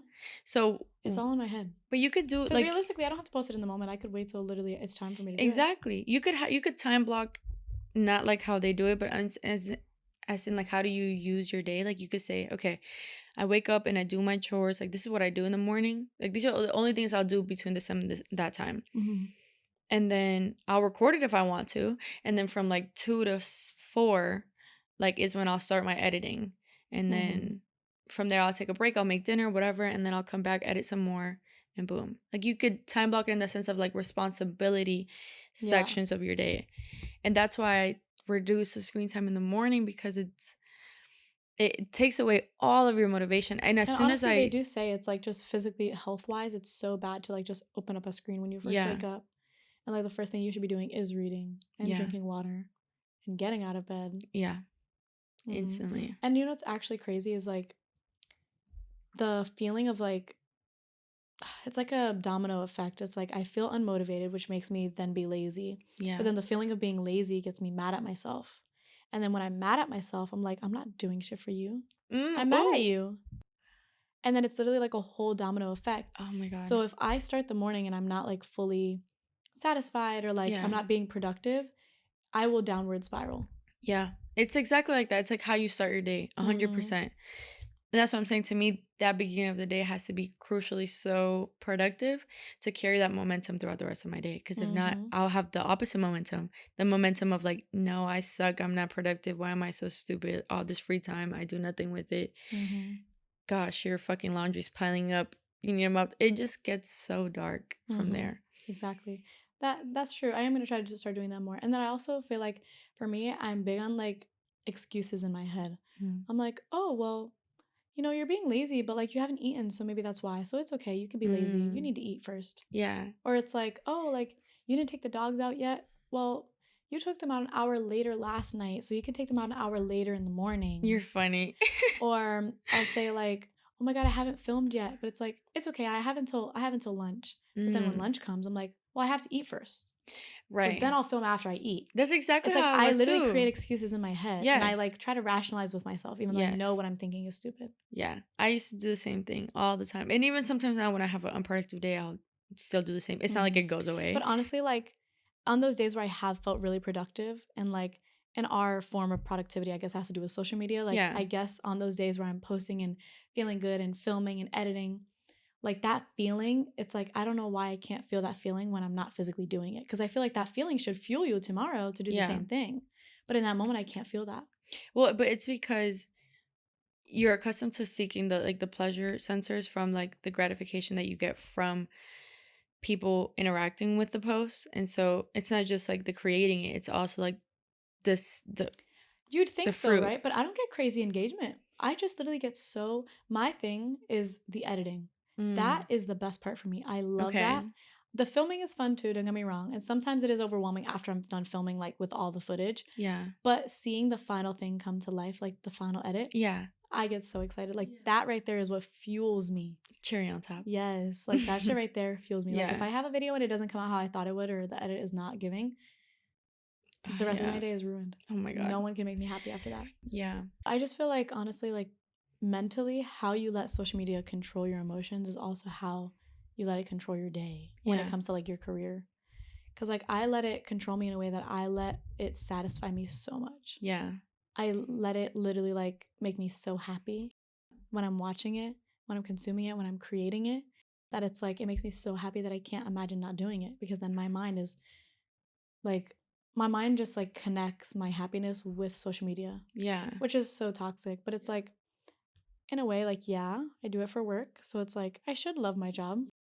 But there is a point where I'm editing and I'm like, damn, I need audio. I go on Instagram and get audio. The second I open the app, I forget about it. And I just scroll for an hour and I'm like, Yep. what was I doing? Yeah. Because I get so intrigued by like It's like made the dopamine, literally. Yeah, it's made to trap you. So it's not even like your fault. Like it's made like that. So like that's why it's like our problem now to like fix it, because like now we're already addicted. And it's hard. It's hard to like to get over it. Like it's a deep addiction. Like sometimes even if I open my phone, my thumb will take me to those apps even before I'm like rationing with what I'm trying to do on my phone. Like I'll see my thumb like get there. And I have my apps like a screen away in an inside a folder to try to like minimize like how fast I can It's get really to them. good. See, I literally do the opposite. I have like everything so easily accessible. Yeah. Like Instagram is not even in a folder Oh because I want it no. that easily accessible. No, I literally, let me see. I literally like And hide then I it from have the journal myself. app. I promise you I haven't opened that app since I downloaded it. It'd be like that. Like this is my home screen when you come in, and then you have to scroll here and then go in there. That's so good. I don't even literally have Instagram in a folder because that's how bad I want it. So easily accessible. Yeah, no, that's But I why. do have a whole folder with everything else though. Okay. All right. At least she has Least that. least favorite apps. Yeah. Okay. But with my Instagram, that's why Yeah. that's probably why I'm on it so much, is because it's literally not in a folder. If it was in a folder, I'd probably be so much less inclined. No, I promise you, like your thumb gets there just as fast. Like it's like boom, and you're there. That's why I had to. I'm telling you, like I'm not strong enough. Like even having the realization, like even when I would tell myself, okay, I'm gonna just not go on my phone until this time, I would bypass my own instructions. That's why I had to. That's why I snooze alarms. Exactly. It's so easy. But when you have nothing else to do, like when you don't have your phone to keep you entertained, you will do it because there's nothing else giving you satisfaction. Or what else? Like if it's like Especially your YouTube. when you do work from home. Exactly. It's All like, you have to do is your home. It's like, what the fuck can I do in my house that keep you occupied? Because exactly. it can't be my phone. It can't be anyone else, especially if no one's home. Exactly. I can't talk to anyone. And so if you have like an iPad, like if I think you do, right? Like you could have like your CapCut on there, boom, and then like you can have like, or you could have maybe like your like a different Instagram there, or maybe I don't know, but you could create a system where like you have to find an audio by that like you give yourself a 15-minute timer. You really put it, find an like, and or you could have it on the app too, like 15-minute. Like let's say on your iPad is where you go on to find like sounds. Yeah, like I should use the iPad only for work, and then my phone is like completely shut off for the day, basically. I should do that. I should literally like block out my entire day, like give myself a full 8 hours, like as if I was at work. Yeah. And like literally not let myself use my phone. I for like to pleasure not be at like all. too crazy, because like then it makes me like almost like Not wanna, yeah. So then that's why I tell myself, okay, like after you've done a couple things, like by lunch, like after lunch, I can go on there. And because I have a limit on it, I know I can't be on there all day because then I won't be able to go on it later. So I'm like, I'll just go on, see what's been happening, reply to people, like stuff, boom, boom, boom, bye, and save the rest of my time for later. 30 minutes is crazy. 30 minutes a day? 30 minutes a day. That's crazy. Not even an hour. It's an hour combined. And have you with noticed TikTok. like a change mentally and like Absolutely. Like even from like when I went through the stages of like controlling myself, like even that was better than like nothing. And then like the hour, even when I had an hour on each, that felt better than like unlimited time. And then now that I have this, I feel. Did you start like slowly increasing your like quiet hours, or did you just go straight for like 8 hours to literally 1? It was always like until 1. I always like that time specifically for me because I could be back from the gym and already have done like a chore by then at least. So I was like the 1 o'clock thing just because it worked with my schedule and the things that I wanted to get done before I could go online. But the thing that has changed is like the amount of time I'm allowed on each app, because before I thought like an hour on each was like healthy, and now I still feel like how much that deteriorates my inspiration to get things done, my will, my like motivation, and like my mental power to like do the laundry, to do the boring tasks. Once you take away like the satisfaction of that, like then it's like, okay, imagine it like if somebody like starving to death, you're gonna eat anything. because you're so hungry. Mm-hmm. And somebody who's like well fed and like you have the option, like unlimited options, now you're gonna be very picky about what you eat. That's true. And so now you're not gonna go like do your laundry when you have, like, let's say like that's like the equivalent of eating like tacos from Taco Bell. If you have the option to go get tacos from like the Mexican place next door, and their place is like their restaurant is fire, and like why not eat that? Like you have the luxury of like Mm-hmm. the better option, the easier option, whatever. And so your phone is the easier option, and it's like gives you more pleasure for less work. You're never gonna choose to do the harder thing. That's true. Wow. Yeah. Honestly, I feel like I'm going to try that this week, specifically because I'm going to start this new series on Instagram with Content Wise, and it's going to be a lot more of filming and editing that I have to do. Yeah. And I'm going to try that this week. And I'm Okay. really going to be like, tell you how I do get up pretty early. Okay. Because like my boyfriend leaves for work at 7. Yeah. And I usually like will probably sleep for like another hour, but I'm up by like 8:30. So I'll probably put like noon. Yeah. I will give myself that enough time. I feel like that's enough time to take the dogs out, make breakfast, probably clean, vacuum, whatever I have to do. Yeah. And then get myself to do that. Yeah. And then I'll probably also like, I do kind of like the time blocking in a way, because I do like to say from like 12 to 1, I have to get this video edited in this time, because if not, like I said, I'll just scroll to another app or something. So I feel like giving myself that time block does help. But I can't time block without restrictions, because if you're just time blocking everything, it's like, okay, well then I'll just give myself an hour to be on TikTok. Right. You know, so I feel like giving myself that restriction and time blocking, I'm really gonna try that this week, honestly. Okay. And I'm gonna let you know how that works. Oh, I'm excited. That is Yeah. really fun. Let me know how it goes, because I feel like it can completely transform my productivity and my boyfriend's as well. And that passcode, like you had to have your boyfriend put a passcode on it for you. And he's really like supportive of that, and like he likes to do it too. Yeah, I've been on the journey of reducing my screen time a while before him, maybe like a while, like way before. For like your just like mental health, or just Yeah, like you just didn't really want to anymore? I'm like I love like optimizing my like health, Free time and and health, like and everything all at once. So like that's why I take like my period so serious. I like to track it. I like to like just optimize all the different things in my life. It's and really good. You should honestly prioritize your health more than anything, mental and physical. So it's really good that you do that. A lot of people don't do that. Thank you. Like me, I don't look at it as something as important as it should be. Yeah. Even though like if I'm working out, I tend to focus on one thing at a time. If I'm working out, I don't focus on how much I'm eating. Or if I'm focusing on how much I'm eating, I'm not working out. Yeah. And it's like, that's why I feel like learning more about your body and focusing more on your health is so important, because then it's just like, it's so much easier to take care of yourself when you know how to. Yeah. And I feel like learning to balance all of that it's really good. And it trickles down to the other things in your life, like what we're saying, like, and you're not going to take care of yourself physically if you're so consumed by every other distraction in life. Yes. And it just, once you feel good, you start doing other things that make you feel, it just, okay, like now I figured out my screen time. Let me figure out like what vitamins are like good for me or that I'm missing. Like you just keep going on like a self-healthy journey. Are you more like medical healing or like holistic healing? Holistic 100,000,000%. Like I don't want anything to do with medicine. Me either. So first of all, I can't even swallow pills. I don't take ibuprofen, Advil, Tylenol, nothing. Really? Never. I'm not gonna lie, I'll take it when I have headaches and stuff. It's not like my favorite thing to do, but it does work. It does work. See, but when I'm on my period, if I have cramps, I just thug it out and just let it literally kill me. Oh my God. But I have endometriosis, so like I literally I think I have that too. Really? Dead ass. I really swear to God I have it, but I don't have insurance, so I haven't gotten it checked out. No, I haven't checked it out. I just know self-diagnosed. Yeah, 100%. Nope. Hot girls don't go to doctors. No. Hot girls are their own doctors. Why do you think you have endometriosis? Like what symptoms do you have? Well, first of all, I literally like almost throw up every period I have.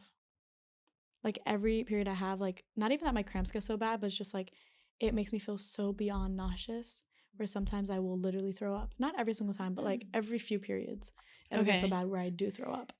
And I already have like crazy digestive issues too, so I feel like my stomach issues don't really help when I'm on my period. But I constantly feel so fatigued. I can't ever when I'm on my period, and just in general, like I feel like my hormones are always out of whack. It's not like, oh, I break out when I'm on my period. No, I'll break out like 2 weeks before. Yeah. Or then next month it's the week after. And it's just like my hormones are so out of whack. And it's not like, oh, I'm emotional on my period. No. Sometimes it's the week before, sometimes the week after. It's so random. Yeah. My period is so random. The flow is so random. I never have it consistent.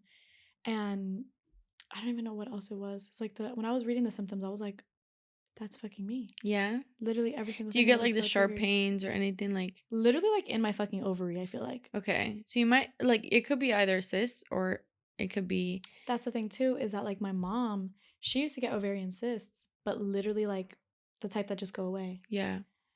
So I think that could be a possibility too. Yeah. Or some people have endometriosis and a cyst. Like, Mhm.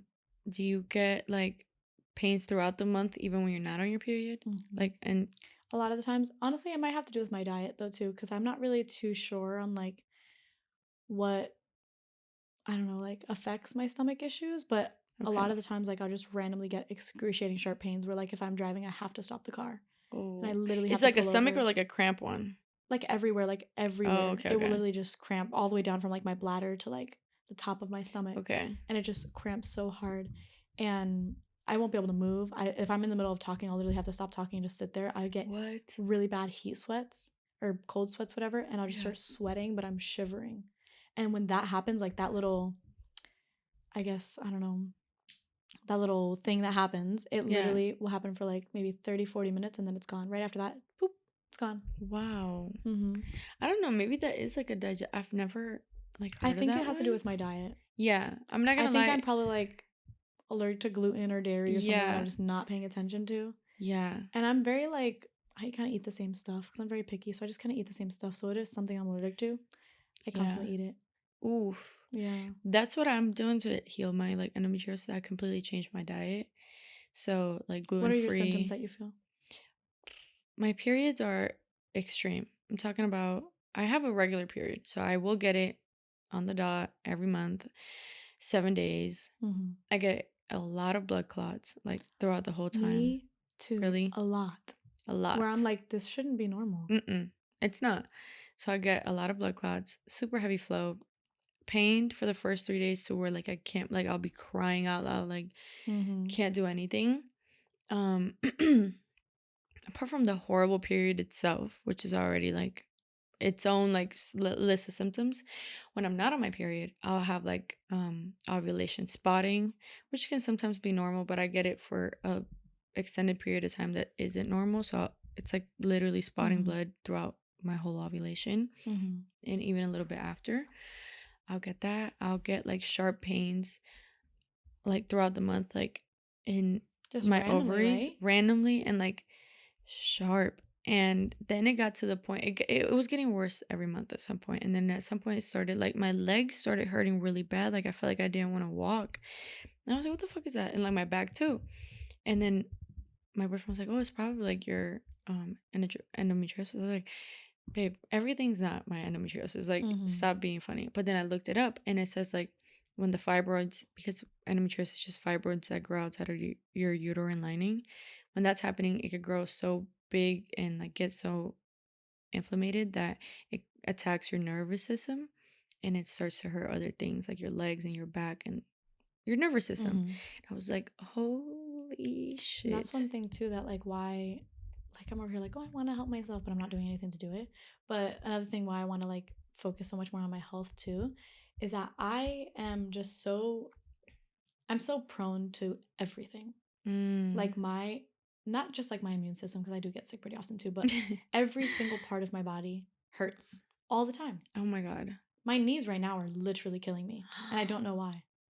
I have no idea. What? If your knees are, I mean, I'm not a fucking doctor clearly, Mm-hmm. but if you get like pains like that, like your knees and stuff, you might have like inflammation because those are your joints.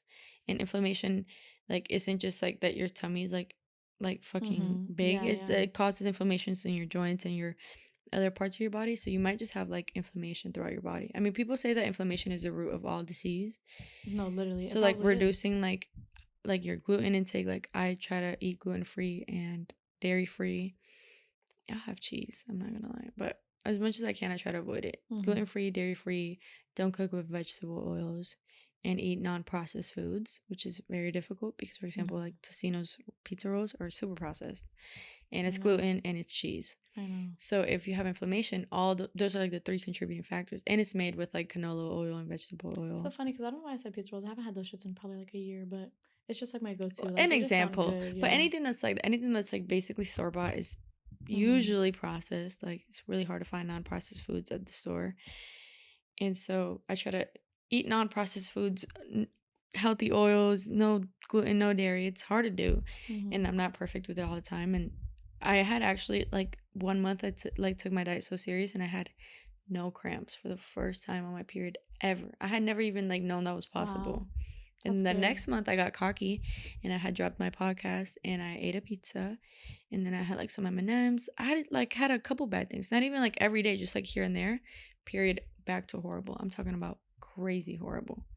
So last year I went on like this whole splurge of not eating any artificial dyes. That made a difference. Yeah. It made a very, very big difference. Yeah. First of all, it's not even about social media anymore. We're like, just on our health journey that comes from social media. Yeah. We're just girls talking. Yeah. We had a point to make, and now we're talking about life, okay? And we made it. And we made it. We made the point, to the next and we're point, over it. Which is health. Health. So I went, basically, long story short, I deep dove into like all of this color dyes, artificial dyes, how it affects you. Yeah. And it really does affect your digestive system a lot. And so I did no artificial dyes for like, honestly, I went like a good 5 months, which is crazy. That's amazing. For me. Like, I don't think I've ever been that consistent with anything in my life. Yeah. And I did it.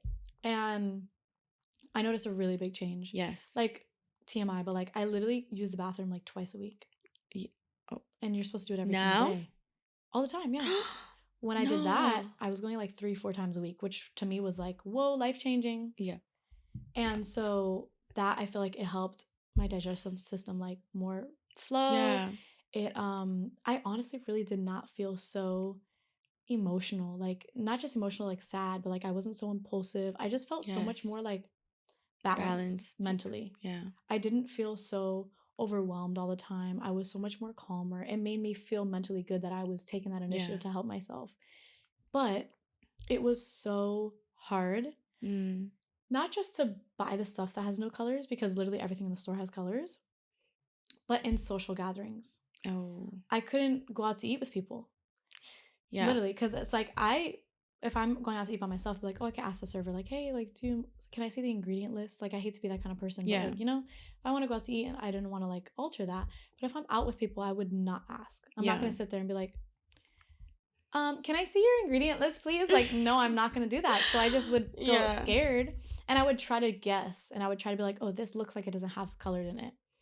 But a lot of the stuff is cooked with color that is not visible. Yeah. Or a lot of the seasonings have color. And it's stuff that I literally can't control. Like Alfredo sauce has yellow in it. Yeah. But you don't see it. It's white. Yeah. But it has yellow in it. Mm-hmm. Bread has yellow in it. Most loaves of bread that you get have yellow dye in it. Yeah. You don't think that. Mm-hmm. So it's like that extra step to take to like make sure that it didn't have colors was just like not stressful, but just like, I don't know, like annoying. Like I hated having to do that. I couldn't go out and go eat anything, literally. Yeah. And then it was resulting me into getting other bad food. Like, okay, I can't have something with color, but McDonald's fries don't have colors. Oh. And it's like, well, I can't have anything else, so let me find the only thing that I can have. And it was just resulting me in eating other bad stuff. So it's like, it was really good and I loved it. But I feel like in America and all the food that we have here, it's so hard to do that. Yeah. And it like literally, they just don't want you to eat like that. Yeah. So it's like literally just felt like the grocery stores and me were just fighting against each other and I never could get a break. And it was just so stressful. It's super difficult. The only place I can eat when I'm out is like Buffalo Wild Wings, because they cook their foods in beef tallow, which is like a healthy source of like oil, like it's not a vegetable oil like every other place. Mm-hmm. And actually I haven't seen if like their sauce has color. 100% it has to have color. Oh yeah, definitely. But pickles have color. A jar of pickle juice has yellow and green in it. But I found one that doesn't, but good. I still have the pickles that have there's always color. One. Yeah. You gotta really find it though. Or like Trader Joe's Takis, they don't have red in them. Really? Mm-hmm. But what else do they have? Horrible stuff. Canola oil, sunflower seed oil. Probably. Guar gum. So what oil is the best? Avocado oil, extra virgin olive oil, olive oil, beef tallow. I also have vegetable oil. It's like the worst thing for you. Or like pans that have like non-stick coatings. Horrible for you. It's like a rabbit hole. You shouldn't talk to me because like you'll leave like... No, we're literally not even talking about social media anymore. Okay, let's answer like at least 2 more questions about social media. Damn. Yeah. We're over here like talking about fucking health. People are like, that's boring. You know what, guys? You guys should be... This is like good stuff because it is like... It does affect everything. And probably when you were trying not to eat colors. You know, you deadass could literally split this and make it 2 different episodes. I might as well. It's just 2 hours. I mean, by the time one about social media and one about health. Yeah, literally. By the time I cut it, it might be like an hour and a half. But that's like the beauty of it. That's what I'm saying. Like, you pick a topic and it's like, it's not so rigid. It's like, let's like talk about something and then like just see where it goes from there. Then we just like talk as like, you know, to people like. But then did you hear about the Ace Fest? No. Right. You know what I'm saying? You can just kind of like bounce back and forth. Yeah. But when you were cutting out like coloring, you probably cut out a lot of processed food as well, like in the process. I couldn't get a single snack at the gas station. You can't get anything. Nothing. No, and that's how I live now. Like, that's what I'm saying. Like, I know exactly. I usually have to say no when people go out to eat, or if I do go out to them, I usually will already have ate, and then I'll get something small and like split it with it, just like show up and be hanging out. But there's nothing wrong with being like an ingredient list girly. It's so stressful. It's like, oh my God, you can't eat this. You're not supposed to eat that. Like, have more fiber, have more protein, have less carbs and less fats, and eat like. But once you find a routine, that's what I'm saying. Like, you got to take away like the friction, because it does like add so much choice and stress. So like, I eat the same thing every day. Is literally like especially when we're working out and I just need like meal prep. I just cook regular chicken breasts. I season them, put them in a pan. Yeah. White rice or some kind of pasta or something, and that's literally it. I just feel like it's the easiest thing, because everything you can't have. Everything. Like, I don't have pasta anymore. So do you know a lot about like the artificial colors? Yeah. Red 40 the worst. Yeah. Red 40 is the worst, but yellow stays in your system for literally 5 days, and red goes through your system in 48 hours. So yellow, you feel the effects longer. Oh my God. And yellow is more the health side, versus red is more emotional side. Well, red still has bad effects on you, like physically too, but like yellow is worse more for like digestive and all that stuff. Every food has a different effect on you, and how. Yeah. Honestly, maybe that's why I'm so unproductive, is because I eat fucking yellow and red every day. That could literally be the cause of it. It's crazy because there's so many like determining factors on like how you are as a person and your habits and your life based off of what you eat. It's like an onion. There's a lot of layers and they all work together, and it's not like they all work against each other, honestly. Yeah. It's not just because of your phone, and it's not just the red 40, and it's not just the vegetable oil, but they all like make a band, and they also like kill you. And mental illness. Yeah. And but like what you were saying, like when I did change my diet, it also did change like all my PMS. That I didn't have any PMS. Like, I felt, you know, that like extra joy you get throughout the month when you're like ovulating. You just feel like extra confident. Everything's fine. Like, you have the energy to do everything. I felt like that the entire month that I had ate clean. And so like, what was your like actual like meal routine? Like, what was the shit that you would eat? Obviously my no's are like no processed foods, which is almost everything. But what stuff would you eat? Like, what was your like daily meals? So apart from obviously no gluten, no dairy, no processed foods, no vegetable oils. Is hard. Yeah. It's a lot of stuff that's gluten free doesn't taste the same. You know, it literally, I know exactly what you're saying, but that's why like I just sometimes, even if it's gluten free, it's not it's still processed. So it's like the processed thing already takes a lot of those things away. So how do you know if something's processed or not? Processed foods basically just means something that went under a process in order to get to the shelf. So for example, a fruit isn't processed because it grows and it's a fruit, and then you eat it. Or vegetables, whatever, meat, it's not processed. I mean, in America, of course, there's a process between like when you but it's not like you're buying like pre-made chicken nuggets. Exactly. Yeah. Now that has a process. They're like baking this and this, whatever. Cheetos, preservatives, exactly. And that's not to say that like the fruits don't have like preservatives, because they do, and that the chicken isn't processed and like full of like water with sodium not, like, and coloring. Much of a process. Yeah. So, but technically, apart from America and like the fact that everything here is processed, like in the real term of like processed foods, it's just anything that undergoes a process. So candy, but even things that aren't candy, like cookies, like anything that's not just like grown out of the earth or isn't naturally like that, something that has to get combined, like pasta, it's like debatable, because like there's, if you're just mixing ingredients, if you literally make the pasta yourself, it's not that bad. Right. But then it also depends from the ingredients. So for example, certain types of flour, like it's a long list, but you get what I'm saying. That's what makes a processed food. For example, cheese, even though it's natural, you don't just get cheese out of a cow. You kind of have to like go through a process, yogurt, all that stuff. Which also, if I don't quote me on this, but I'm pretty sure like all the more healthy and natural foods have way more high fiber in them. Yes. Because I heard that like any processed food barely has fiber at all. Yeah, and it's just because they don't care to add it, or like they actually strip it in the process, which is crazy, so that you don't get full, so you can keep eating more because fiber makes you full. So yeah, and so back to your question, my breakfast is the same. My breakfast and lunch are the same every day, but what I really just changed is my dinner, and even that has like a pretty consistent like option. So my breakfast is sourdough bread because it's low and like the gluten impact is very low. What about potato bread? I don't even know what that is, but it might be processed like the way that it's like so many things are happening. I'm not sure, but it might not be bad for you. So I'll eat like a slice of sourdough bread with avocado, and then I'll have 3 eggs. That's my breakfast every day, and a cup of coffee. Lunch is Alaskan wild caught salmon. Wow, Yep. you're bougie. I get it from Sam's Club, so it helps a little bit with the price. And then I'll have that either by itself if I'm being lazy, or like with a non-processed side, like mashed potatoes or potatoes or rice veggies. Processed? But so you don't eat rice? No. I'm a rice girly. I know, I love rice, but maybe that could be like your one thing. Rice is rice has gluten not too. as bad. The gluten impact reduces if you cool it. So if you leave it overnight in the fridge, the next day the impact, it's not the gluten impact, I'm sorry, it's like the impact on your glucose is a lot less. It actually won't spike your glucose, and glucose is just like the sugar level in your system, which spikes when you have anything high carbs, which also means high sugars. Sugars and carbs react the same in your bloodstream, and they spike your bloodstream. Wow, girl, you should do a whole you should make content on this shit. I'm like so intrigued. Oh my god, this is so much. Could, literally listen for hours. I'm like, create me a meal plan. What should I eat?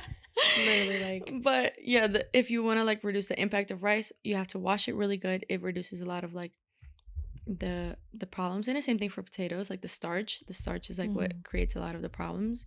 And then you could cool it, like you can make the rice, cool it the next day. It won't be as like bad for you. It'll actually be relatively like then it doesn't taste as fresh. That's true, but win some you lose some. You know how I try to make it taste fresh the next day? I'll put it back in the pot and I'll add a little bit of water and let it like re-steam. And I feel like that kind of gives you that. That's true, yeah. And so, yeah, I'll have like the fish for lunch, and for dinner is when I'll change it. I'll have like chicken something or steak something. And the sides are always like mashed potatoes or veggies or something that's like non-processed, and then like I'll make it fun. You know what I'm saying? Or like I'll make like the Chipotle chicken avocado melt from Panero with like my sourdough bread. I will add cheese to that, but hey, kill me. That's making me so hungry. I'm starving right now. Me too. Yeah. No more food talk. Oh gosh. And so really. Food talk is the worst because they're so fucking delish. Damn, so you can't eat any fast food? No, I never eat fast food. I mean, the other night I had an emergency and I got like the nastiest chicken wrap from Wendy's. Like a grilled chicken wrap. How bad. I could live off of McDonald's fries. But I haven't had them the whole time we've been doing 75. Good. But I literally am looking forward to the reward of eating it when I'm done. No, don't. Just give it up. Make your own fries. I have made my own fries at home. It's actually really fun. There you go. But I probably make it in the horrible oil, so. Make it in like good oil. Make it in like avocado oil is better for frying with like the. I have olive oil. Olive oil is great, still like for cooking, but they say like avocado oil is a little bit less expensive, and it's also like it goes up in Fahrenheit as to how hot the oil could get. Burning point, right? Yeah, that's like the word. There we go. Yeah.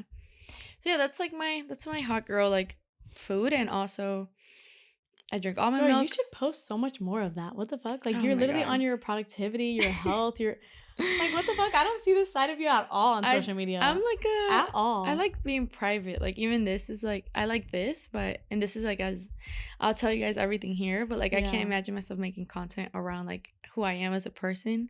This is like the same thing in a different way. So like educational. Like I find so much value in that, and I feel like so many other people do too. Yeah. And especially like you're a hot girl and you're smart and you're healthy and you're productive.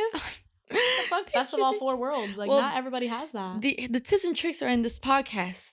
You guys gonna watch it through because this might be at the end of the podcast, and now you guys are whoever's still watching, you're a real one, and now you got put onto some game. But I love podcasts. That's how I've learned so many of these things, and I obsess over like health journey, and and that's my food. And I still eat like kind of like bad snacks here and there, but they're like good snacks. For example, like the Siete brand. Have you ever seen them? It's called Siete, like 7 in Spanish, and it's like gluten-free. It's like a great snack. It's clean ingredients, super like from the oils to the sugar. So where do you shop for most of your groceries? So I get most of like my groceries like for my food at Sam's, and then I'll get like all of my like little snacks and stuff from Publix, or I'll get my fruits and veggies from Publix too because they have like organic fruits and veggies, which are so expensive. They raised the strawberries to $8. I haven't been able to buy them since. I'm like, I can't get $8 pack of strawberries. I feel like strawberries like is not worth $8 because you don't even know. Sometimes they be hitting and sometimes they don't. Sometimes they're very sweet. Sometimes they're like gross. I don't know because I usually do like drizzle them with chocolate a little bit, semi-sweet organic chocolate. Yes, but dark. It has dairy. 100%. And it's processed. Exactly, but 100% like dark chocolate is actually really healthy for you. And also really gross. Super gross. So I buy like the semi-sweet one, which is but like from an organic brand still, and they like the sugar that they use is like a natural sweetener instead of a bad sweetener. That's another topic. Damn, sugar. I love chips. Siete has like chips, not like the best ones, but they have some options. And also like popcorn is easy to get, like that's healthy. Oh my god, there's just this one brand, I forget their name, but they have like yam sweet potato fries, and not fries, like I've seen those. Yams, like sweet potato like chips, and they'll make like a ranch version, a barbecue version, a sea salt version, and it's so delicious. And they make it in avocado oil, and it's healthy ingredients, no colors, no additives. Just the only thing that they have in there sometimes is like natural flavoring, which is not good, but like not the worst.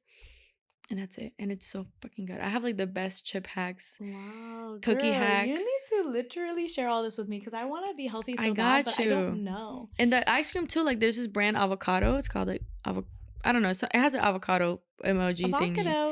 It might be that. I really don't know. It's something.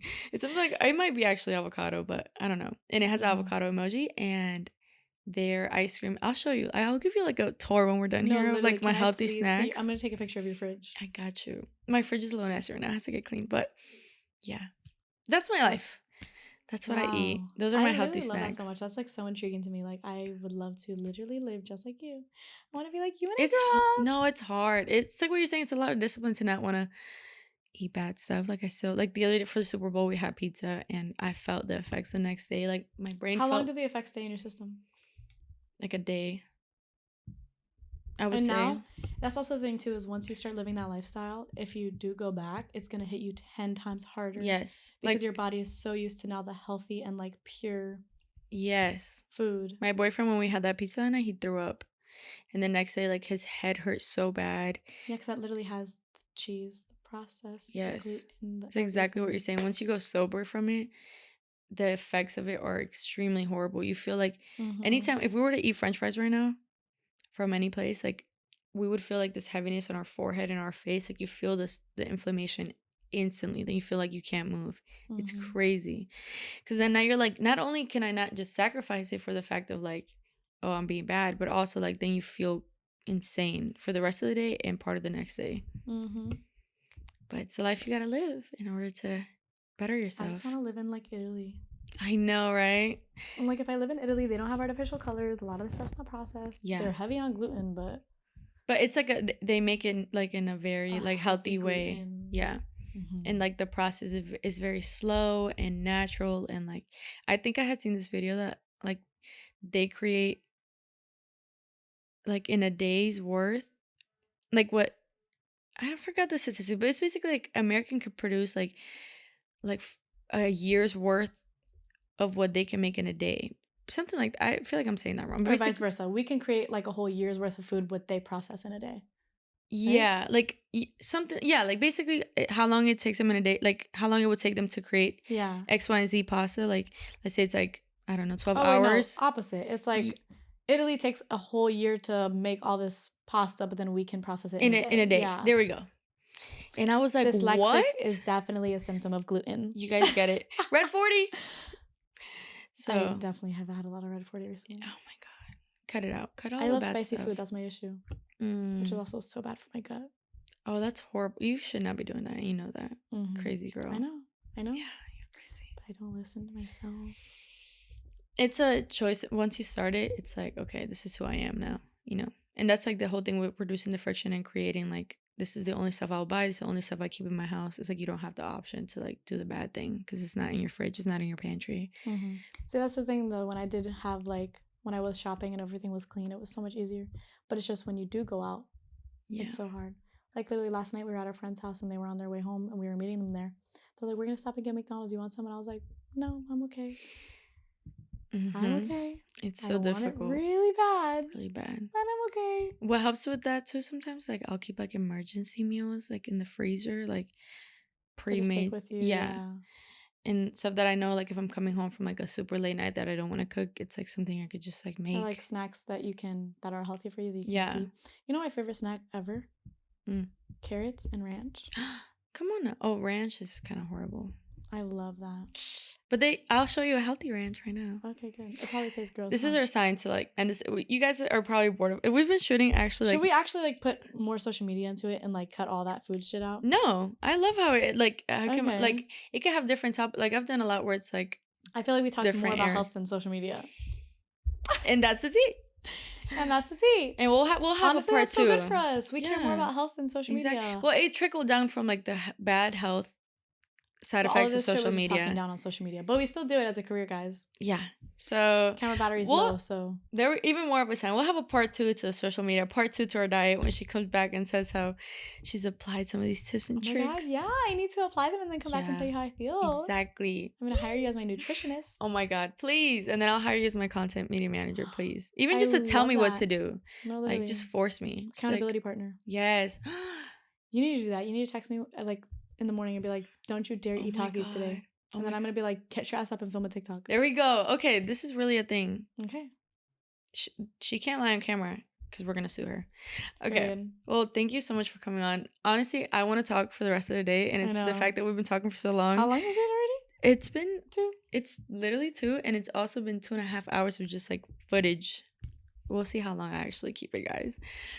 Such a great talk. I want to talk to you like the rest of the day. Like this is sad that we have to cut it, but thank you for coming and, you know, letting me like ramble about all this stupid stuff that's in my brain all the time. I love when you can have a conversation with someone and you leave the conversation with value. Yeah. And I feel like that's something that you should really think about when you surround yourself with people. 100%. It's who you get value from after the conversation. Yeah. Of course, like, talking shit is fun and, like, having all that stuff is fun, but it's, like, who's teaching you? Who's keeping you accountable? Who's making you a better person at the end of the day? Exactly. So, this is such a great convo. I can't wait to do a part 2 because this just flows too easy over here. I'm like, I want to literally go eat so healthy right now. Like, can you make me your fucking salmon caught fish from Alaska? I'm literally gonna, like, I got you. I actually have some pre-made. Made them yesterday. I don't think I like salmon. I've never tried it. Really? I think I've smelled it before and it grossed me out, and I don't think I've ever. It's good. It's like I'm not a fish girl, and it's like calm on like the fish taste. Oh, okay. Especially I buy mine with like the skin, but if you buy skinless, it's even like easier to. I had to like build into like the skin. The skin gives you more protein and healthy fats, but without the skin, it's like barely. I'm not like a fish girl. I don't even eat any seafood apart from like salmon. So it's like a good introduction, and it's anti-inflammatory, which is why it's good. Same thing with body's inflamed. Same thing with like olive oil. You could actually take like a spoonful of olive oil and it's like it helps you reduce inflammation. Oh wow. So that along with like the fish and like we'll be back for part 2. I'm gonna come back and I'm gonna be so much happier, so much more productive, so much healthier. Yeah. Wow. I can't wait. I love that. Thank you for coming on. Thank you for teaching me all this. I feel like I came here and I left with some good shit. Better than like... Me too. I feel extra inspired. I gave you no value and you taught me everything. No, you give me hella value. First of all, you've inspired me to go and get on my hot girl TikTok content creating stuff because I'll do this and then I'm like, I don't want to do like the little content. Like I'm cool with like editing a 3-hour podcast, just not making like bite-sized stuff. So I'm going to get on my Haley vibes. And I'm going to get on my Wendy vibes. Thank you guys for tuning in. This is a great, long, super extra, everything you need all in one podcast episode. This is like a everything in one. 3-in-1 shampoo. Yes. This is great for the men. You guys love the everything in one. Yeah. Thank you guys for tuning in. I love you, girlies. I'll see you guys next Wednesday. Bye.